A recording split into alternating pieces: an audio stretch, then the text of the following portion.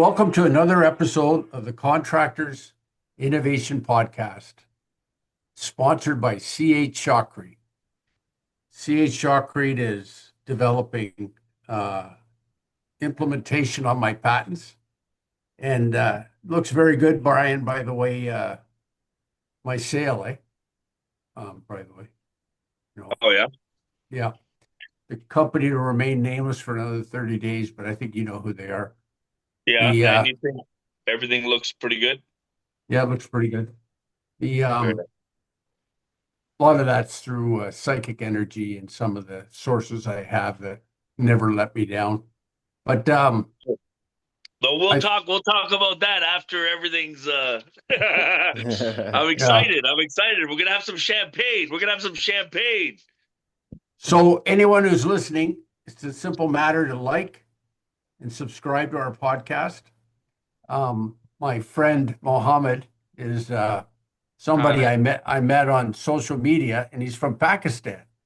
So right now it's 1:30 in the morning in Pakistan, I think. Correct? It's actually 6 a.m. in the morning. Oh, 6 a.m. he's fresh as a butterfly. Look at that, beautiful, ready to go. But Yeah. he's quite familiar with the business of podcasts and marketing. And I struck a deal with him in the last week to try and help us build subscribers and do things that like shorts. You're very good at the shorts, Brian. Um, Yeah, I make some funny shorts. I've the last one I just did had has 8,000 views in 2 days. That's not bad for a guy like me with 1,800 followers, most of them are probably robots anyways, so that's not bad. That's not bad.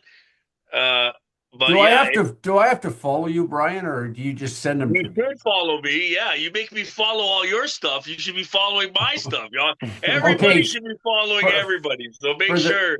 for the benefit of the audience, then what's your handle? So if you Google Brian Kudo, BRIANCOUTO, just the way it's spelt under my camera there. I don't know if that shows up in the podcast, but if you do that, I'm the number one Brian Kugel. Brian, I put Google and Kudo together. But I'm the number one Brian Kudo on Google. If you put Google, that's another record I beat in my lifetime. That's another record I did. There So Nice. you go. right? Very And on nice. an Instagram, it's Kudo Brian, Kudo underscore Brian. But if you, it's easy to find me, really easy to find me. Sounds good, Brian. Our friend Mohammed said that he said, "Who is this guy?" And he checked you out, and he was kind of impressed, I think, with the Did you Google? Did you Google? I did. I did. Actually, That's before great. coming to the Uh, podcast last time, before coming to the podcast last week, you was invited as a guest. So what I Mhm. did is that I went ahead and then did the research. I also saw the podcast as well that you did with other construction related podcasts with other people, and I was really impressed with the way that you do deliveries and everything, and your overall background from being in construction industry and now becoming a comedian. So it's really good. Uh, I do have like a bunch of questions for you, Okay. but yeah, Well, you I'm. go ahead. Why don't you Mhm. Dante and I can listen a little bit rather than Yeah. Go ahead. Yeah. struggle with trying to figure out the questions. Go ahead, interview Brian. Okay, Thanks, okay, guys. great. I mean, Yes. you must have like talked a lot about this, Brian, in your interviews overall in your podcast. Your journey from construction to this comedian. How did you find yourself becoming a comedian? All right. So, that's a good question. That's a good question. Now, myself, um, I think, okay, I always loved comedy. I always loved comedy, but it seemed like such a far goal that's impossible to reach. If that Yeah. makes Mm-hmm. any sense. And you're like, I could never be that. That's so out of my grasp. But Right. during COVID, Mm-hmm. when I was young, now here's the thing. When I was younger, I did theater, I did music, I was in the choir, I did a lot of stuff like that. I was gonna go, that's where I wanted to go in life.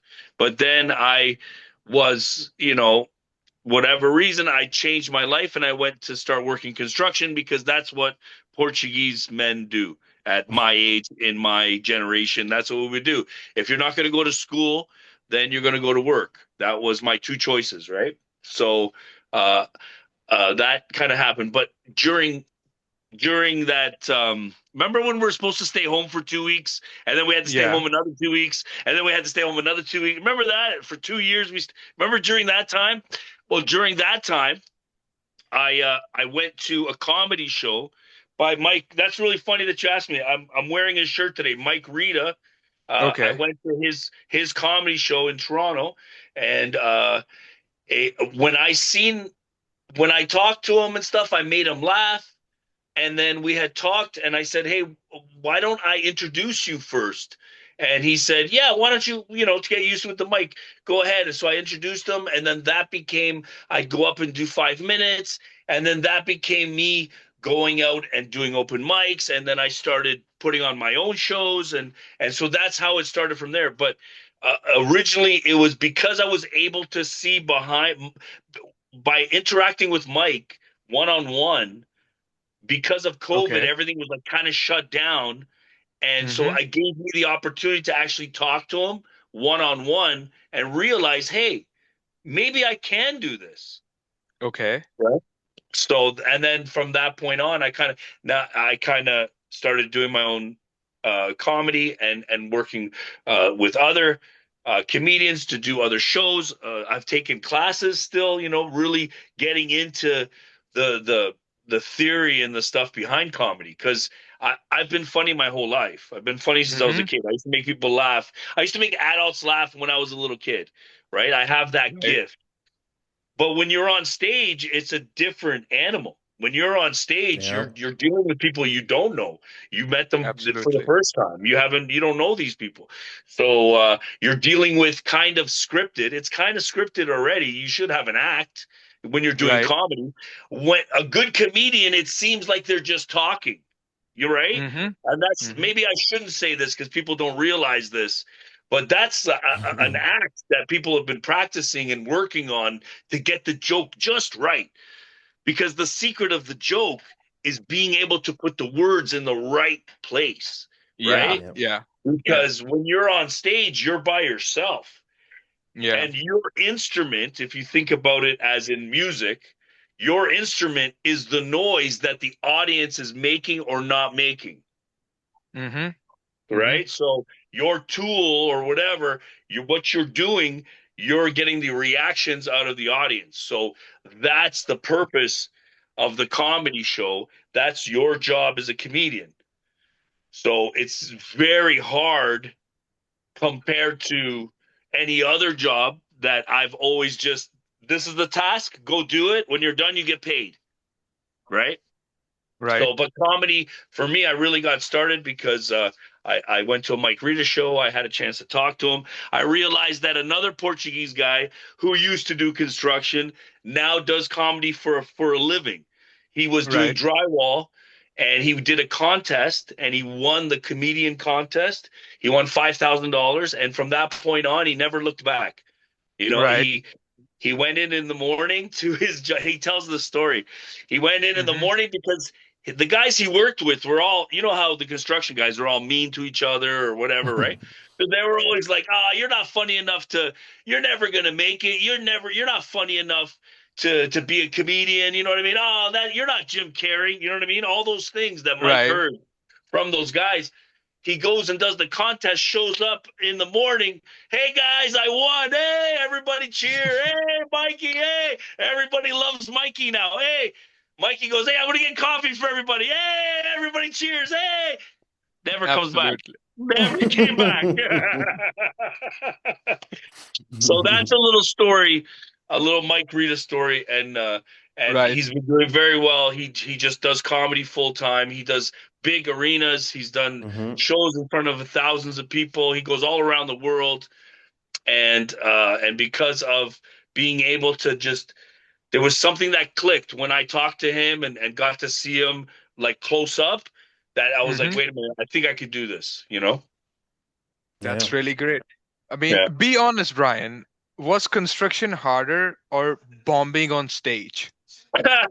It's easy to bomb on stage. It's Really super easy. easy. Dante does some comedy too. It's easy to bomb on. No, but That's all I know how to do.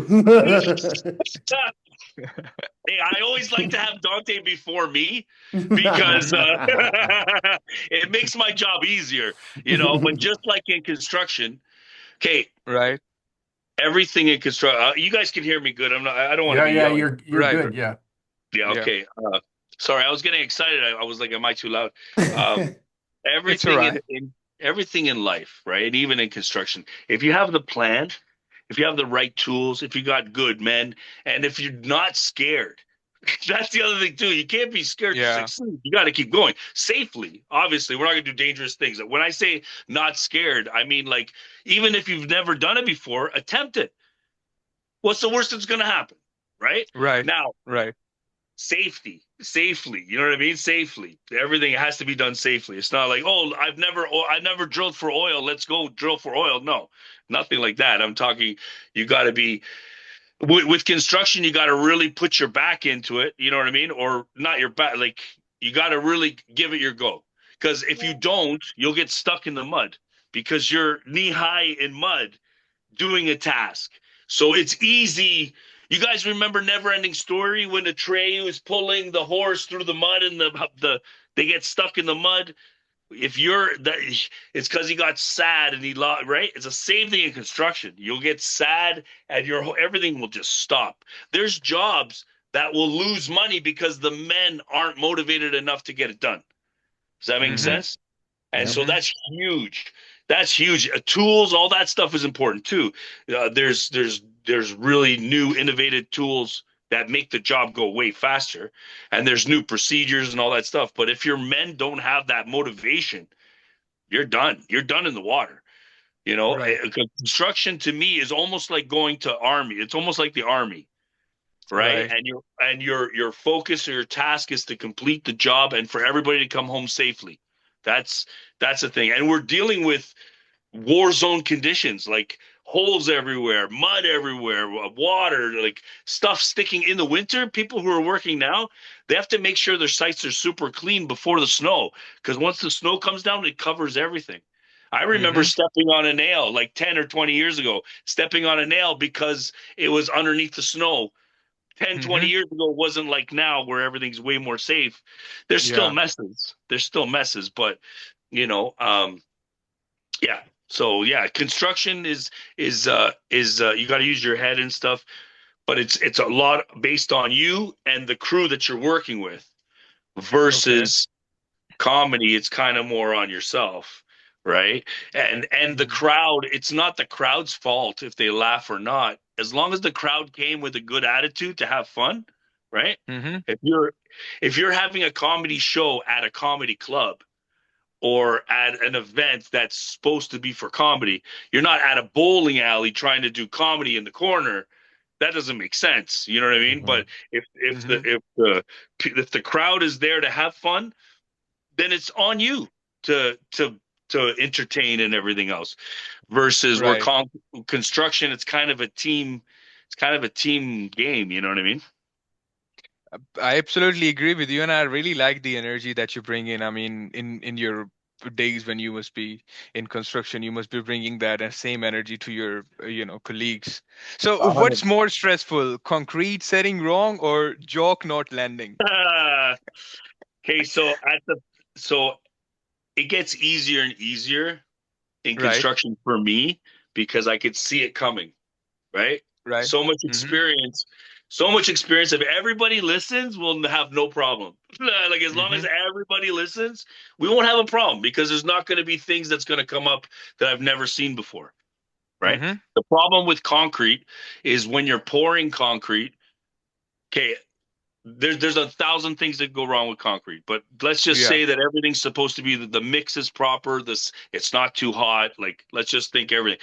It all depends on how you're placing it. So, are the men working on top of each other? Is everything going nicely and everything's nice and straight and level and everything's being done all one shot? Like how is the procedure? That's the whole thing. The whole thing is the procedure. As long as your procedure is good and the men are willing to push to get it done, you can, Mm-hmm. concrete, it's better to go faster than slower. Mm-hmm. It's better to So, get done faster than slower because it dries. Once it dries, you're done, right? It's easier to maneuver while it's soft. It's easier to push, right? so Brian, But tell us about the art of leading the crew. Like you're probably a lead hand, but not necessarily the foreman, right? well, So, I've been the foreman a few times. but I don't like the foremen because they have paperwork. That's the thing. I just want permission to give people shit. That's it. move a little bit, eh? I used to work with Portuguese guys, Italian guys. Move a little bit, and they'd have but fun, right? They'd have fun, yeah, they'd and that's the laugh. whole thing. Like, yeah, and I'm very so I know who is best for the job based on their personality because Okay. I like to put people who's best suited for the job for the job. And within a few days, weeks, years, whatever you're working with people, you can tell who's good at what. So the younger guys who want, when I see there's two guys that are friends, then I'll do it in a way so it's almost like a competition for each other. You know what I mean? Like to see who can, you're not doing silly things and doing things out of her, but it's almost like you kind of keep each other, like you're training. You know, you ever go exercise with your buddy at the gym? It's way more Hmm. fun than exercising by yourself. So Yeah. a lot of labor intensive construction work, I try to make it as uh, a workout, right? When I'm doing it myself, everything is a workout. Everything is a workout. Everything is a pendulum motion to use not to break my back because I know construction you can get hurt in a second. So it's very important. But when I see like two younger guys, for example, if I team them up, if they work well together, at the same time, if I have to split up the crew because we're doing two different things at once, leaving two young guys together sometimes is no good because they're both on the phone or they're both messing around, right? Yeah. So dealing with running a crew is not easy. Everybody who's never been a foreman wants to be a foreman. And anyone who's been a foreman doesn't want it or says pay me because it's so much more work. And at the end of the week, like most construction crews, the foreman's only making a couple $100 more than the laborer, the guy who's got zero responsibility. You know what I mean? So uh, I would rather support a foreman or a supervisor, let them deal with the paperwork, let them deal with scheduling, and all you got to tell me is this is the job, and I'll lead the guys to get it done quick and to get it done properly and to get it done safely. That's what I'd rather. And if I'm foreman, what I've done is I give out like different jobs for guys to do. Like for example, we're gonna drive home. Okay, yeah, you're a good driver. You're gonna drive home because you're probably a better driver than me. So you're gonna drive home, and I'm gonna do the paperwork. So now I'm gonna do the paperwork on the drive, for Hmm. example. Right. Or a younger, um, there was a younger like for the city there was someone training, like doing their apprentice or whatever. But I think they were going to become a supervisor themselves. So I had them do all the measurements, right? Because I knew at the end we had to check it anyways, right? So I kind of get everybody involved so that everybody kind of knows what's going on. Versus when I was learning at a young age, the foremans and they wouldn't tell us anything, right? I don't know if you Right. remember this, like Martin back in the day, the older guys wouldn't teach us anything. They would just yell at us and throw stuff at us. You know what I mean? They wouldn't teach us anything.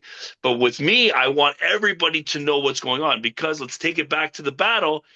Everyone, if everyone's in on it, if everybody knows what's going on, if everybody has the game plan, then the job will get done easier and with less stress.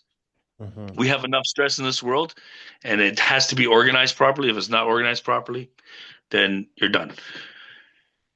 Too So, much so stress. who really runs the job side? The project manager or the guy who's been there for 25 years? Well, it depends. Is the project manager related to the owner and they think they own everything, right? Is Right. the project manager an engineer that goes eat dinner at the owner's house and is always in their ear and then always wants to be in the right? Like what it Mm-hmm. depends. It depends. Who should run it? Whoever's touching it. That's that's who should be running it, right? But at the same time, the supervisor has to know about things. The supervisor is ordering stuff, or the supervisor has different projects on the go. So I think on the ground should Mm-hmm. be the foreman, should be the foreman, the crew, the lead hand, right? Should be the foreman. The project manager says, "Hey, foreman, what do you need from me?" And then the Right. foreman says, "Hey, I need you to order all my stuff. Here you go." Right? So the project manager should be doing more of the outside stuff, like, and the foreman should be the guy who's on the ground, right? And everybody else has to support the foreman. That's for me the most efficient way to work. The foreman is doing the day to day. Whatever he needs, the project manager brings to him. It's not about you're my boss, I'm your boss, he's your. Hold on a second. Right. This is the task. Who's on the ground? Who's the general on the ground? Who's the guy on the ground? Who's taking Mm-hmm. the shots? Right? That's the guy. That's who should be in charge of it because that's the guy whose life is at risk every day. Right. Right? Hey, I need a lot of times. I worked for a bigger company, and we had sometimes a couple of foremans working together, and the two foremans would say, "Hey, wait a second, we need this. Our supervisor should have brought us this for safety. Okay, everybody, we can't go there. We can't work until this shows up." Right? Mm-hmm. A lot of times, foremans would know something wasn't there, but because it's not their job, they would have to go to site first. Hey, this thing's not here. I thought I already ordered for this. You know what I mean? So there's this whole game that happens sometimes in the office and the thing, and these guys are fighting and all this stuff. There's a lot of that drama. Lots and lots of companies, all over the place. Egos.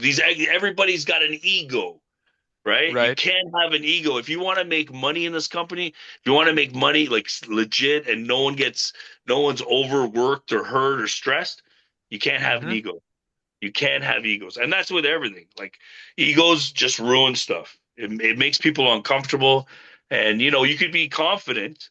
You should be Mm-hmm. confident in yourself and your crew and everything, but not with these egos. These egos are easily cut. There's always a bigger bird than you. There's always someone stronger, faster, always, right? Just be solid in your own stuff and make sure at least what you do is the right way. Hey, It's not Brian, about who's the fastest. It's about getting it done right, right? you know what Wayne Dyer used to call ego? Uh, Edge got out. So Ed, edge got out. If you're operating with ego, you're not operating spiritually the way it should be, right? Helping people and whatnot. correct. I just remember that about ego. Anytime someone mentions ego, I Yeah. think of Wayne Dyer. He used to be an author for Hay House Books, I self-help stuff. absolutely agree. Yeah. So, Yeah.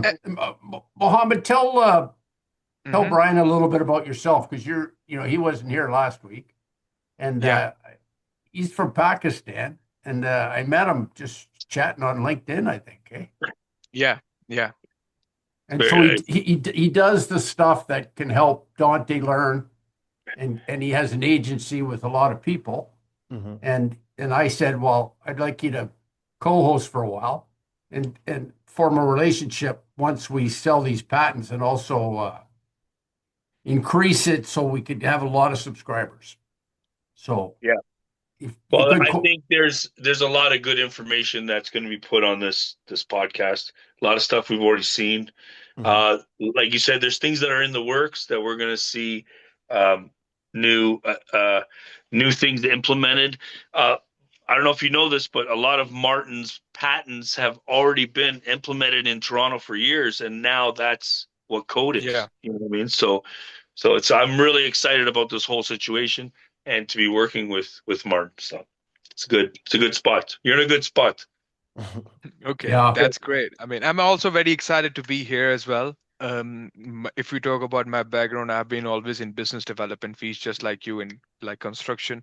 I started my work as a realtor, like a electricity and gas broker in UK, where we used to work with energy brokers and used to help find small, medium enterprises, businesses like restaurant, hotel chains, find best electricity and gas suppliers. We shifted towards marketing after the COVID, when the COVID hit, right?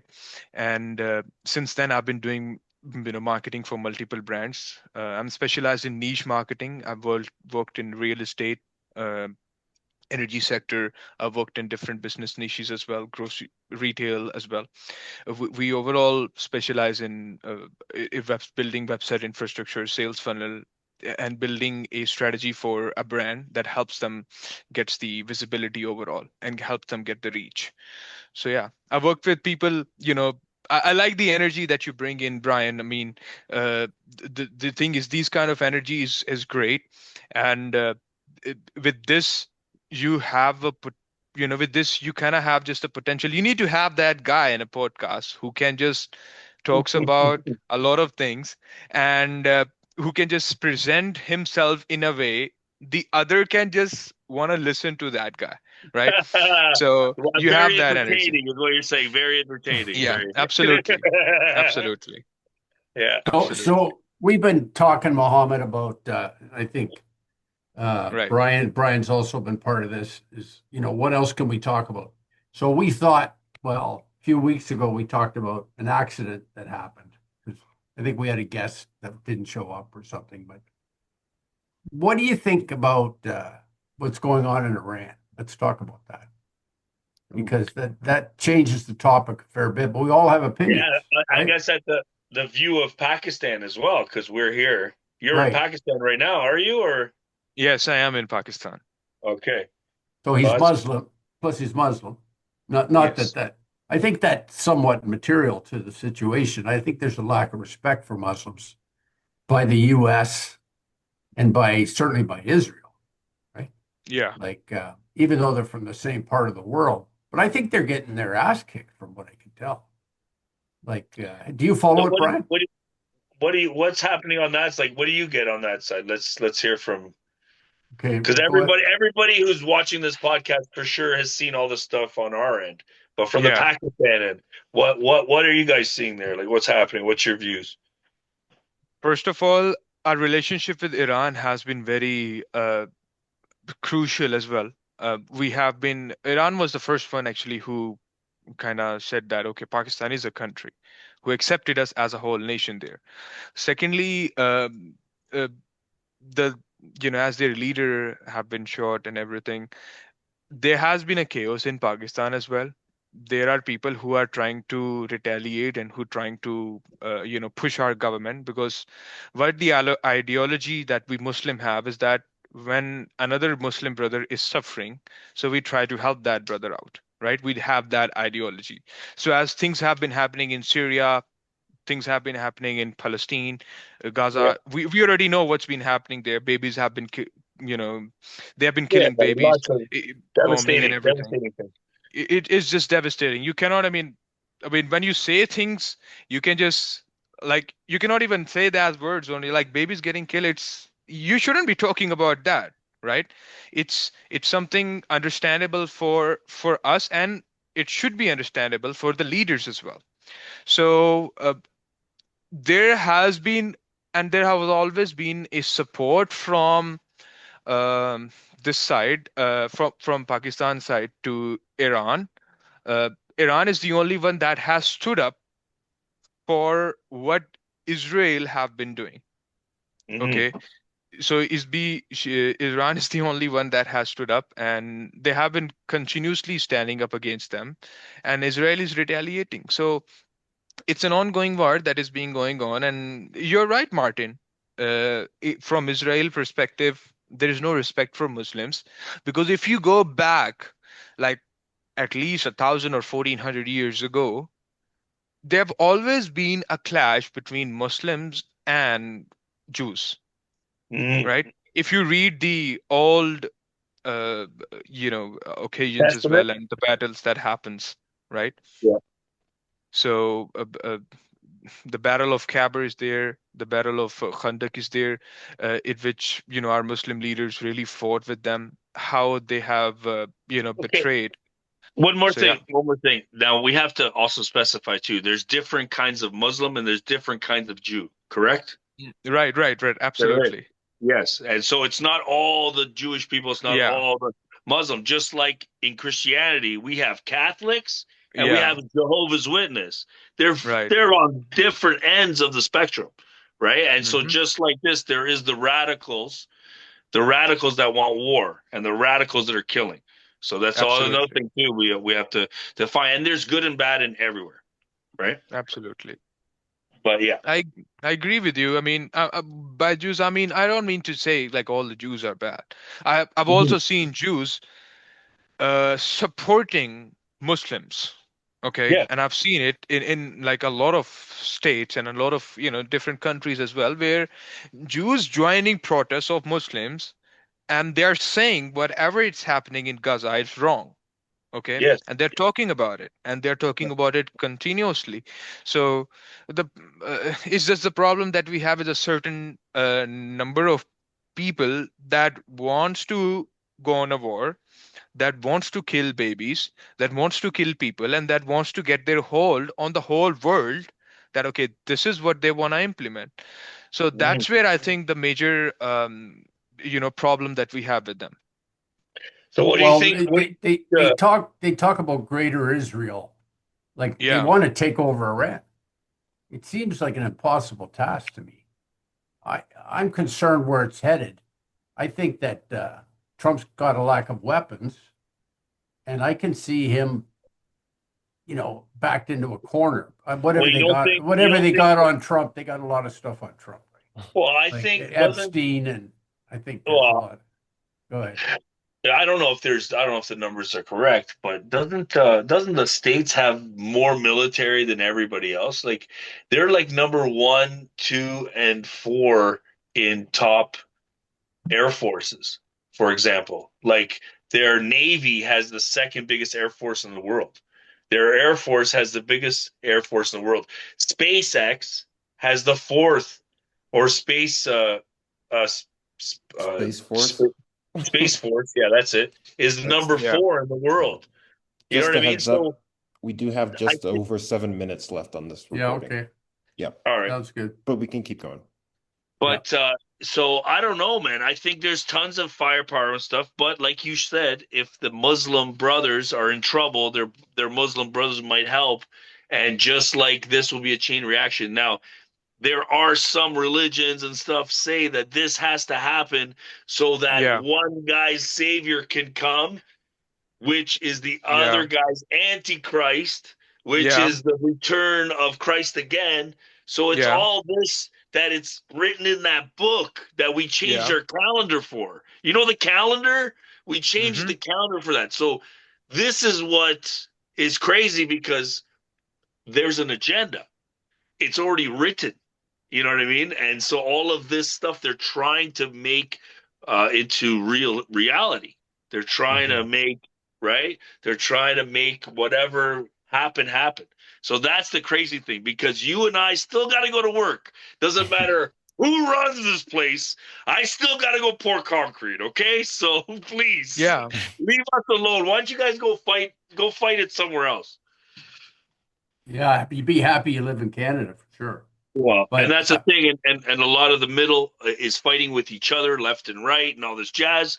When we all want the same thing. We all want what's good for us and our family, and we don't. No one wants war. Like no one. This is all the rich or the crazies or whatever. This is all their stuff. It's the evil stuff. It's good versus evil right now. So well, Israel wants Iran, even though Iran's a massive country and has better technology in their missiles. How did they ever get it without nuclear? That's my question. I think that we're going to see some bad things with well, the and then nuclear. there's Russia and China as well. Like who knows? And I don't know. do you guys think deep down somewhere someone's just pulling all the strings and they're all really on the same team?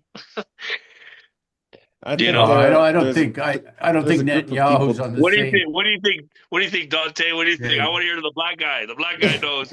No, I just think that there's a few people that are will benefit the most, and therefore Yeah, they're on the same team, you know? yeah, Maybe it's some guy that owns the war contracts or the weapons contracts or whatever, and he's like, okay, well, if we we go to gotta war, we I gotta can drop sell some 2 bombs. million guns at Yeah, least, you yeah, know? So I don't know if they're pulling the strings, but that might be pushing the ball a little bit, yeah. towards one side so they can make their quarterly profits. Yeah. You often are complimentary to me about my innovation and stuff. Maybe talk about that right now. Like, what would you say is your memory of HCM? And, those buggers are Well, I making a lot of money remember. now off everything I did. But I remember I was about 21 when I worked for you, so I was young. I came in as a foreman because I had already foreman experience, and I brought two younger guys, and then I brought my brother-in-law at the time, who's older than me, and he was a welder. So that was my crew. And but I remember there was terminology that I didn't even know yet, right? Like caissons. I remember Martin calling me saying, "Hey, we're doing caissons tomorrow," and I'm like, "Wow, that's amazing!" And I was all excited about these caissons because it sounded so, you know. And then when I realized it was just, holes in the ground with steel in it, that's a caisson. I'm like, "Oh, I know what that is," right?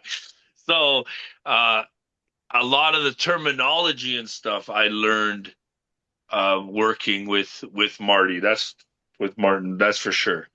A lot of the because a lot of us we don't a lot of us well I know when I was learning construction when I first learned construction it was like right from the guys who were doing it you know with without instruction, you know what I mean, like the old school guys, the guys who just knew how to do stuff or just got shown how to do it. I don't know, they were like I remember the plans. I remember reading plans at like 15 years old, but everything was like, oh, you see this is it was all like common names. It wasn't like caisson. It would be like they would probably say, hey, yeah, you drill that and you put the steel in it, you know what I mean, like they would say something like that. They wouldn't actually give the actual names. So that's the difference with working with engineers. Yeah.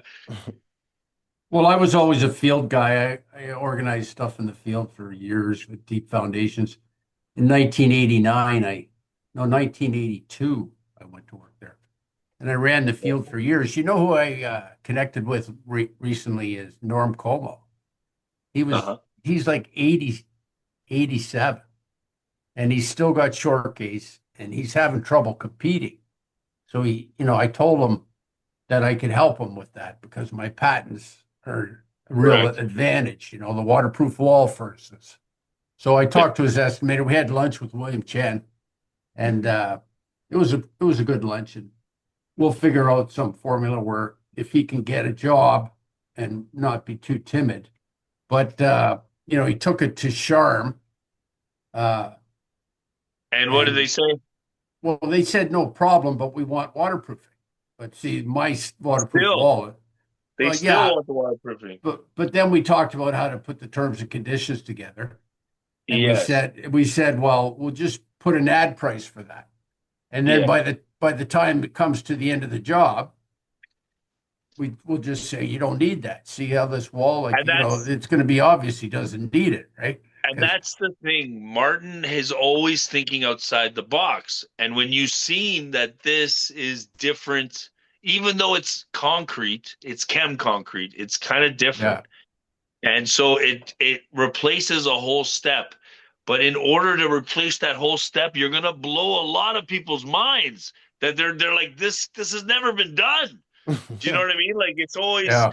people, they just because people can't do it, they think other people can't do it. Yeah. Yeah.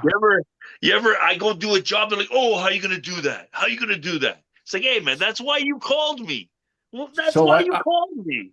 Like, I you know what call I mean? it I call it FEH2O Lock. I just picked these names and try to Yeah. trademark the name, but everyone knows it's patented because I say it all the time on LinkedIn. But basically, it's two 5-inch layers of shotcrete, in this case, Chem Concrete, with special joints and drains behind them, and it saves $100 a square foot. So it's like Well, and that's the thing. It's such a you can crazy. save, yeah, for 100,000 square feet, a guy could save 10 million, and that would hopefully go to the owner. And that's why their heads go boom. They're like, how did Martin Hallowell think of this? And it's been under our nose the whole time. That's the thing. People are like, there's no way this is right.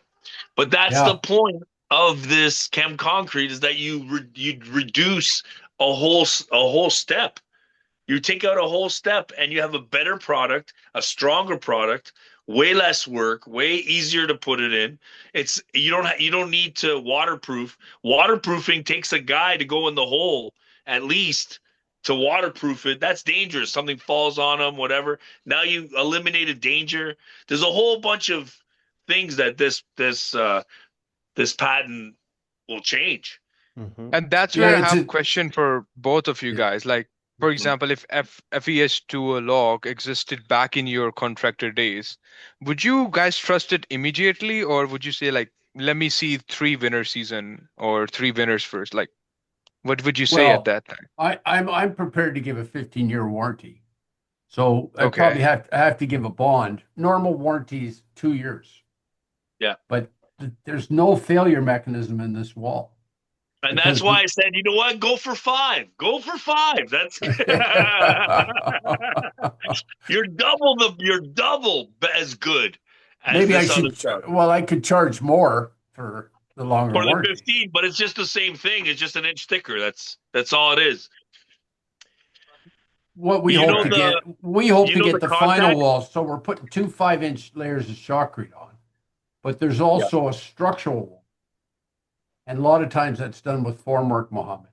But the structural wall, we would also spray, and we'd finish it with steel trowel. So we'd have a flush wall. And literally those 3 layers, 2 5-inch layers and maybe 1 10-inch layer, would end up bonding at about 2,000 pounds a square foot, because concrete on concrete, float finish, steel, it bonds quite well. And in theory, with Chem Concrete, that first layer is already the waterproof. That first layer is already the waterproof. Oh, the last layer, actually, the last of the 5-inch replaces the waterproofing. Okay. Anyway, I told them, tell them it's okay. You know, like I'm going to call Mike tomorrow, the short case estimator, and tell him how to handle it from a commercial standpoint. So you get into situations where, like, the question is by the engineer, but you don't have to tell them no yet. You just have to show it as a broken out price on the quotation. And William agrees with that. William's pretty sharp. He didn't make it tonight. He's working in the East End. You could carpool with him. He's doing a small nuclear, right? Like, small. Yeah. They're becoming a little more. They're going to become popular. We're seeing it on TV already. They're talking about it, that they're going to have these little nuclear stations in Ontario to help produce electricity. Yeah. Which is, they can't just William. Put another, William said he could retire on that job, but he doesn't want to because it's too far, and he'll make more with me. Right? Like, correct. I'm basically my patents, but William ends up sharing the company. So hopefully we'll be able to give everyone an opportunity. Go ahead, Mohammed. I have a question for Brian, like random question there, but as we are talking about innovations and patents, this question just come into my mind. So, like, Brian, in your opinion, do most innovation fall because of performance or poor communication? Fail? Yeah. If it fails? I also sometimes there's product failure, like the concrete on normal jobs. I've done concrete where the concrete is not mixed properly, or old, or something's not proper. Maybe it was the wrong MPA. Maybe it was, for indoors, but it was outdoor, and something came wrong. If that doesn't get dealt with, so that's usually most of the stuff is that, or a lot of it is the way that it was formed, or the procedure was wrong that they did, and so something failed. So as they're pouring it, something fails. Also very important is they maybe put it in the wrong place, so they built it wrong. So Mohammed, something that I'll interject here, Brian. The big thing that I've found after 40 years is if you apply QA with a third-party independent engineer. So I would put a practical engineer there. I would oversee them when I do my periodic job fits, but I'd leave them there full time. So then I would tell him what's important, and he would sit there and watch. Now that might sound expensive, but if you're saving 10 million on 100,000, correct, you can afford to spend 50 grand on that guy for 6 months, right? And the engineer, and it's a good experience for a young engineer. I did that at the bowl job in Calgary, which was, I think the original project was case on wall. I'm replacing case on wall with FEH2O Lock as well. But the original project was, I think North American was 17 million. And I came in at 9 million. And by the time I was done, I had a $2 million extra, but I ended up making $5 million.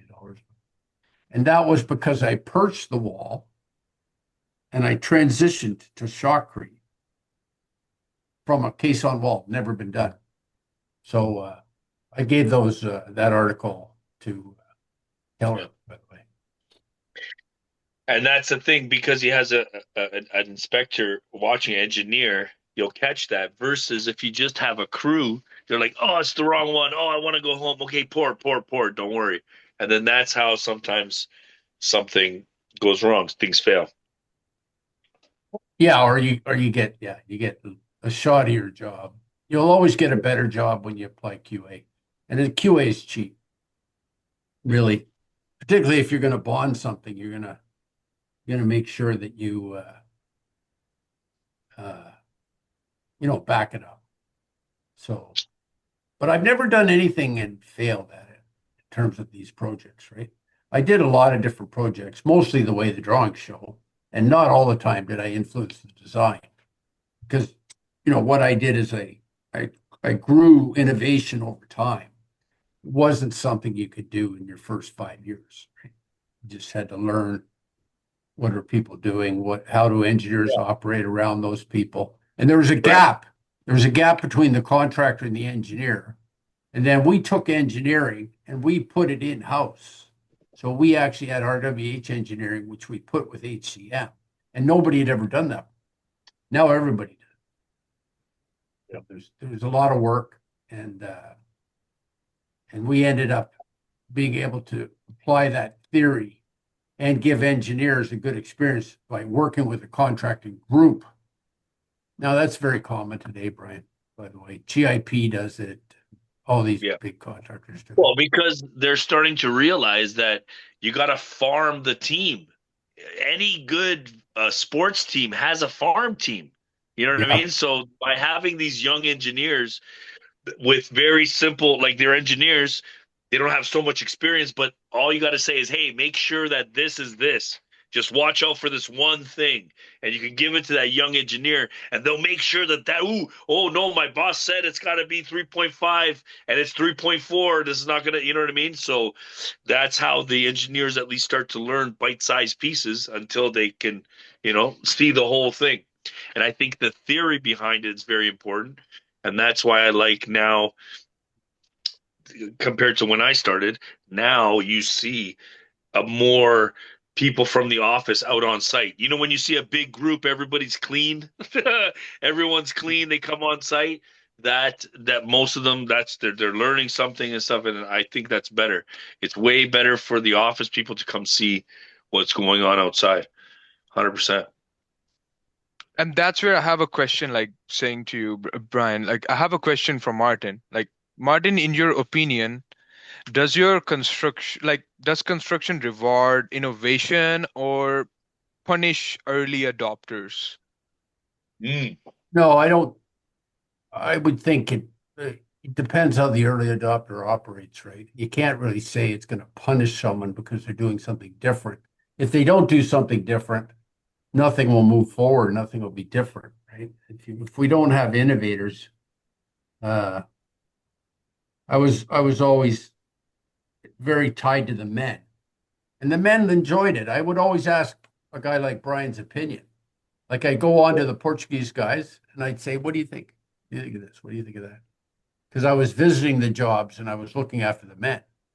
Yeah. But the risk is very low when the tradesmen can trust each other and us, right? The engineers. We're really the same people. We're all equal. Doesn't matter if I went to school for 4 years, right? I mean, a tradesman could have worked But 10 years. Yeah. That's the that difference in me. I yeah. never had an ego about that.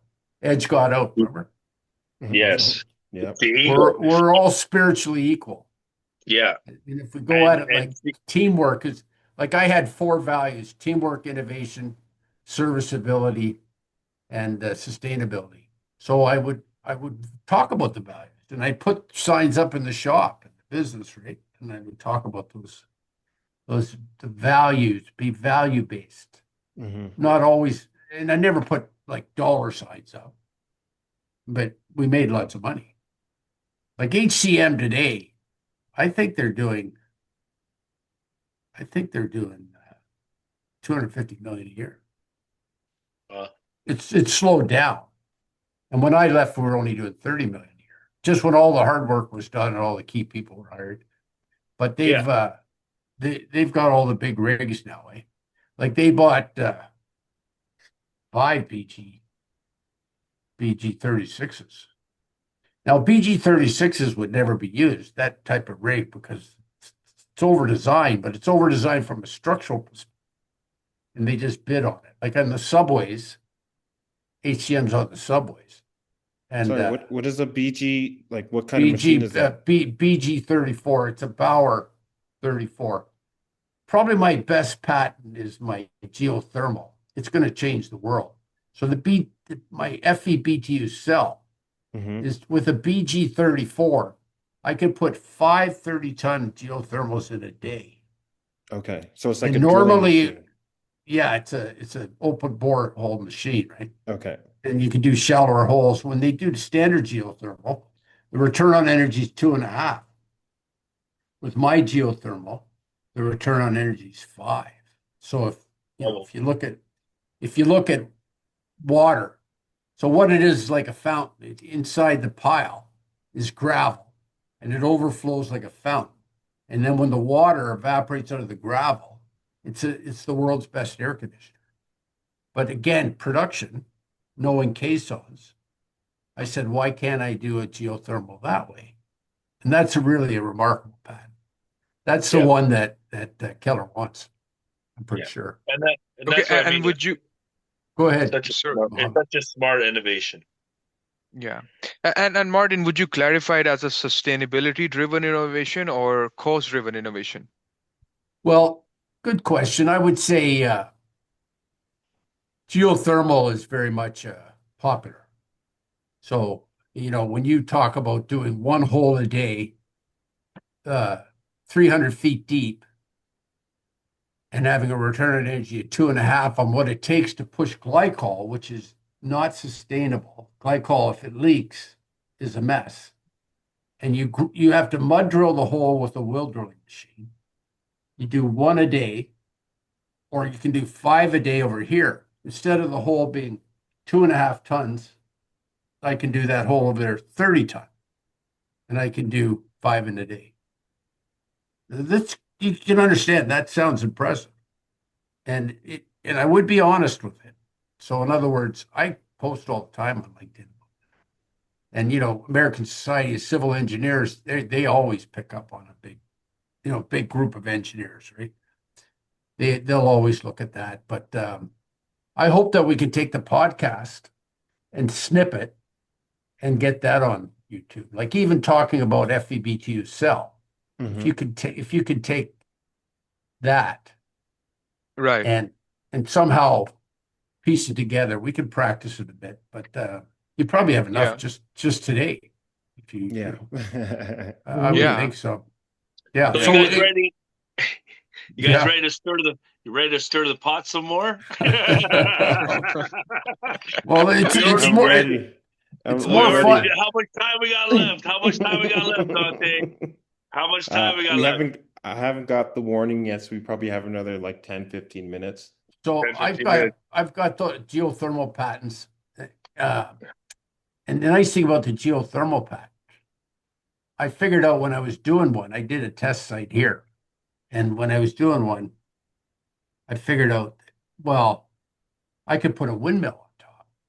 So So because it's a structural pipe, I yeah. could put, because it's casing, I could put a flange on it and put a windmill on it. So Matteo Fergoni, who's the Because you already drilled the hole. Like the hole's already drilled. So now instead of drilling 2 or 3 different holes, one hole with your mechanisms, now you could do 2 or 3 things out of it. yeah, 30-ton heat cool on Yeah. an 8-foot hole with a BG34, Yeah. 5 a day, and I could put windmills on. And Yeah. so 10 kilowatt is unlimited COP. So you're Yeah. basically, you can make the energy to circulate You the could water. you could heat it, you could Right. cool it, you could make the energy, and because you're drilled down that deep already, there's water there. So you could probably draw water for a well if you really wanted to. Well, no, it's generally a potable water situation. I mean, you have to feed it clean water, right? I mean, if you have spring water, great, but you never know what the flow of the spring is. So usually you got to feed the water. So you take city water pressure, which is clean, right? And Yeah. you run that, and you can control it. So there's a water furnace. But if you were out in the boonies and you didn't have that, well, then you would have to make a well first, clean the water, and then like almost Well- filter the water first. I don't know if you'd put it anywhere where you didn't have potable water, because you got the power equation, you got potable water. You want to be Generally- off grid. If you want to be off grid, this is I'll right. tell you where it's going to be really good is what's happening in the world is we're going to go through a pole shift. And when you go through the pole, did you know that, Mohammed? You probably didn't know that. Yeah, you talked about it when Yeah, you and I talked. So the process of that, we got 15, 20 years, but the process of that is the geomagnetic energy. The geomagnetic energy ends up getting into the ground. And when it gets into the ground, it takes out all the power. So when you have an FEGO wind, you don't have any power.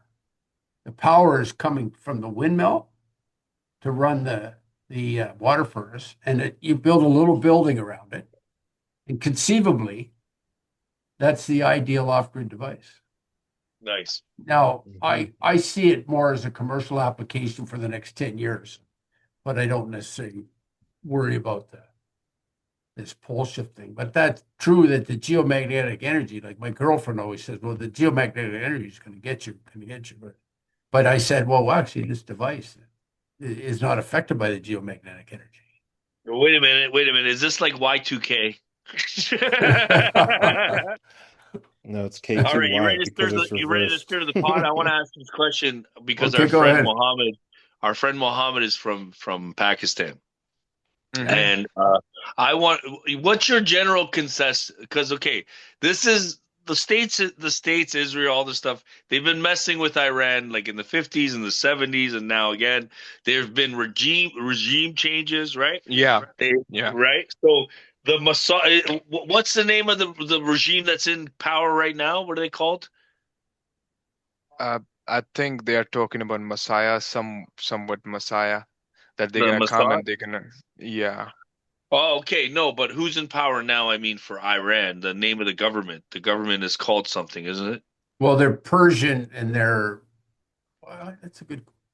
All I know is Right. they're Persian. Yeah, like But anyway, they're fine people. the Ayatollah. Sorry, the Ayatollah. That's Ayatollah, right. yeah. The He one was That's that what I'm trying to think of. Okay, he so was killed. He was killed. I he was killed. understand. Do But he you actually had feel cancer, and they figure he because did it because deliberately. here in He Canada, martyred himself.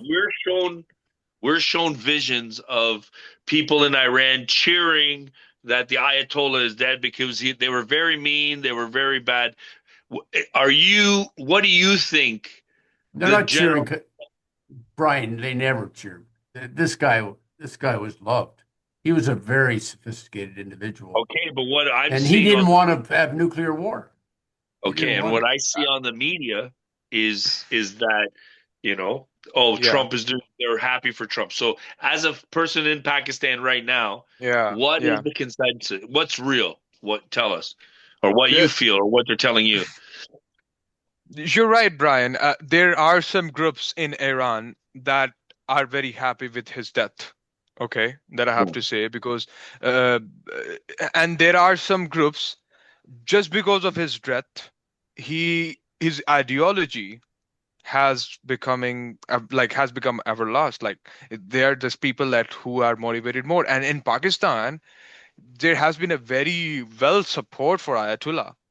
Like uh, our politicians, if we don't like if we just not talk about like government level, because government level they are influenced by US governments and everything, but if we just talk about surface level or like this more civilians type, People, the yeah, the civilian, yeah, people, yeah, people yeah. like me. So there has been a very good support for Ayatollah, right? Because of the ideology that we all of us are Muslims, majority of us, 93% of our population is Muslim, Yeah. and we see that it has a very huge support for Ayatollah, and they have always been supporting guys like them because who stood up in front of the people that wants to go on war, who stood up in front of the people that want to go on. I think, yeah. So there has been a huge support for Ayatollah from the day one, and there are people actually who love, him a lot just because of, Yeah. his way of standing up against, U.S. and straight away to Israel. Yes. Like they didn't want to bring the Shah back, the Shah's son back. He's well loved. He's martyred now, eh? So he's basically loved by them all. You know, a lot of Well, the unrest. Go they ahead. just killed the newest Ayatollah. He was 7 hours. He was the boss for 7 hours. Boomba. Next.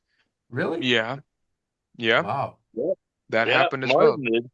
They're going, and that's what I mean. Like it's funny because even if we try to get into Instagram or anything else, they cut a lot of stuff. A lot of feeds are being cut. A lot of stuff. It's Yeah. hard for us to see. So I'm glad that we're actually talking like this because this is something that not everybody kind of gets. What's your feeling there? Do you feel that all these countries are going to go into war? Do you think this is going to be done soon? How do you feel up there? Like, what do you think? I do think that there it is a beginning of the end. I mean, that's what happened in World War One and World War Two. It started off with like I was watching the video the other day. He was mentioning that how actually the World War started.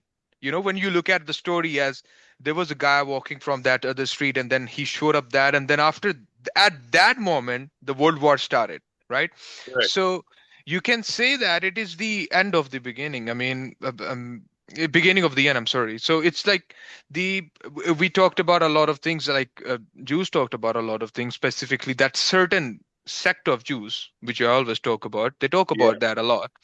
So Yeah. it's they talk about their Messiah. They talk about making greater Israel, which includes Turkey, which includes the whole Iran, which includes Yeah. all of the other countries as well. They are on the you can say that brink of achieving that goal, and they're consistently working on that. Yeah, it's a legit thing that you guys have to deal with over there, and I don't know, but you're thinking this is gonna get a lot worse before it gets better. It's yeah, that's what I Yeah. think. In my opinion, I think it's gonna get worse. There will be other countries involving in that.